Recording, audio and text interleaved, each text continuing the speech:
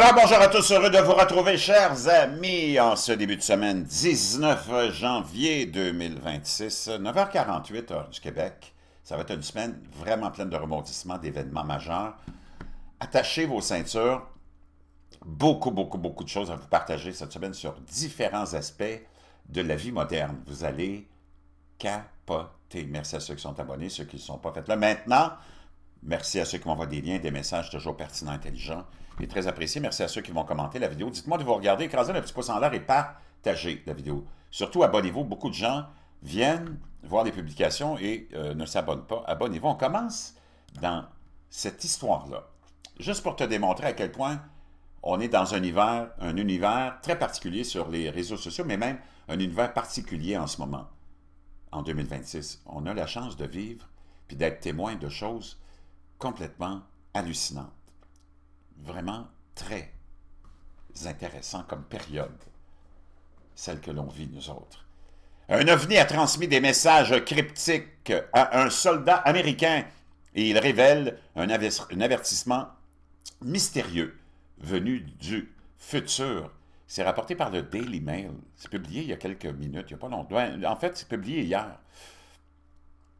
L'une des rencontres avec des ovnis les plus célèbres de l'histoire, l'incident de la forêt de Rendlesham, suscite un regain d'intérêt suite aux affirmations selon lesquelles un sergent de l'armée américaine aurait reçu des messages binaires cryptiques liés à cet événement. Le sergent-chef Jim Penniston a longtemps soutenu avoir été exposé à un cas étrange après s'être retrouvé face à face avec un engin débarqué lors de l'incident de Rendlesham en 1980 en Angleterre. J'ai déjà parlé de ça il y a peut-être un an et plus.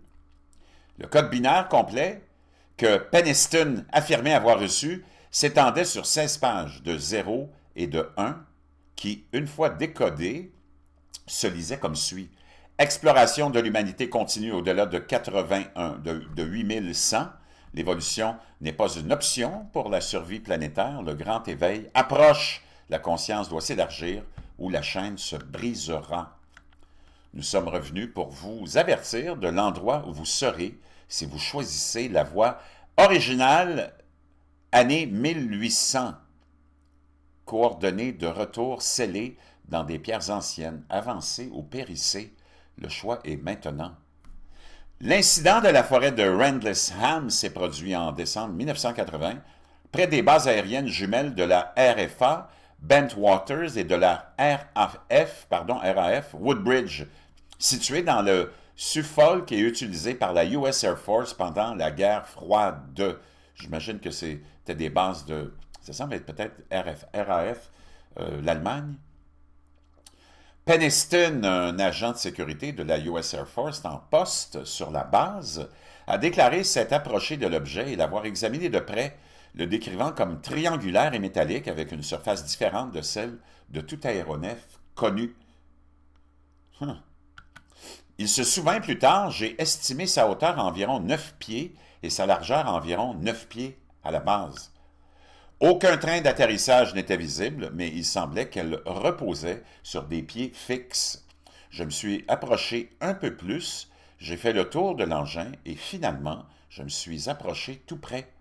J'ai remarqué que la structure de la coque ressemblait davantage à du verre noir, lisse et opaque. Ça, c'est l'article de l'époque qui a rapporté l'événement à cette époque-là. Le policier Brian Cresswell de la police de Suffolk examine un triangle de marque avec le capitaine Mike Verano dans la forêt de Rendlesham à l'aube du 26 décembre 1980. Souvent qualifié de Roswell britannique, cet incident reste l'un des cas d'OVNI les plus documentés et les plus controversés jamais enregistrés. À l'époque, plusieurs militaires américains ont rapporté avoir aperçu d'étranges lumières se déplaçant dans la forêt. Contrairement à la plupart des observations d'OVNI, les témoins n'ont pas décrit d'objets lointains dans le ciel. Ils ont indiqué que l'engin s'était posé. Plusieurs officiers supérieurs ont consigné leurs observations sur bande audio, créant ainsi un document officiel qui existe encore aujourd'hui. Un témoin clé, le colonel Charles Halt, Alors, commandant adjoint de la base a décrit plus tard la rencontre dans une note de service devenue l'un des documents les plus cités de l'histoire des ovnis. Alors que nous étions dans la forêt de Rendlesham, notre équipe de sécurité a observé une lumière rouge ressemblant à un grand œil on voit souvent ça maintenant, hein, ces espèces d'orbes, là, on les revoit encore plein aujourd'hui, c'est filmé à longueur de journée ces temps-ci, depuis des mois et des mois. Se déplacer entre les arbres, a écrit Halt. Au bout de quelques minutes, cet objet a commencé à laisser échapper une substance qui ressemblait à du métal en fusion. Ça aussi, on l'a vu dans des documents filmés par des gens avec leur téléphone l'an dernier, entre autres, puis en 2024 aussi, énormément. L'affaire prit une nouvelle dimension médiatique des années plus tard, lorsque Pennington affirma que la rencontre ne s'était pas arrêtée dans la forêt. Il déclara avoir reçu, longtemps après l'incident, un flux de codes binaires liés à l'engin. Pennington produisit 16 pages remplies de 0 et de 1 manuscrits, prétendant que l'information lui avait été transmise mentalement. Une fois décodé, selon ses adeptes, le texte binaire se traduit par des phrases en anglais telles que « exploration de l'humanité » et « année d'origine 1800, 1100 plutôt, ainsi que par des coordonnées géographiques qui semblent pointer vers d'anciens sites à travers le monde. Certains interprètent cela comme la preuve que les occupants du vaisseau n'étaient pas des extraterrestres, mais des voyageurs temporels, peut-être des humains, venus d'un futur lointain pour observer ou avertir leurs ancêtres. On sait qu'on parle de plus en plus de dimensions, interdimensions, ça aussi, et d'êtres surpranaturels, d'anges déchus, pour associer maintenant le phénomène OVNI, on l'associe de plus en plus à ça.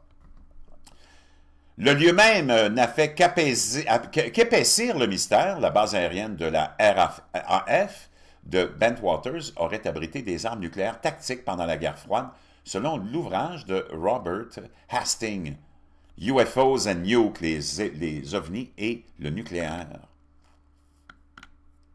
Hastings affirme qu'un autre engin non identifié a été aperçu en train de survoler une zone de stockage d'armes de la base, sur la base plutôt, alimentant ainsi les théories selon lesquelles les ovnis seraient attirés par la technologie nucléaire.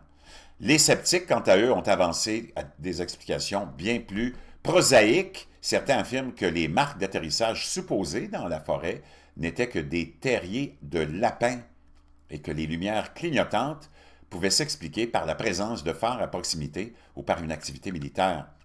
D'autres ont suggéré que le stress, l'obscurité et les attentes ont joué un rôle dans les perceptions ou la perception que les témoins ont eue et de ce qu'ils ont vu. Le cinéaste Mark Christopher Lee a déclaré avoir vécu un phénomène remarquablement similaire lors de ses recherches sur les lieux pour son documentaire. Lee, qui se décrit lui-même comme un sceptique ayant une formation scientifique, a affirmé avoir visualisé par la suite un code binaire qui se traduisait par un avertissement inquiétant concernant la survie de l'humanité. Tu vois le contexte actuel des choses, là, politique et géopolitique.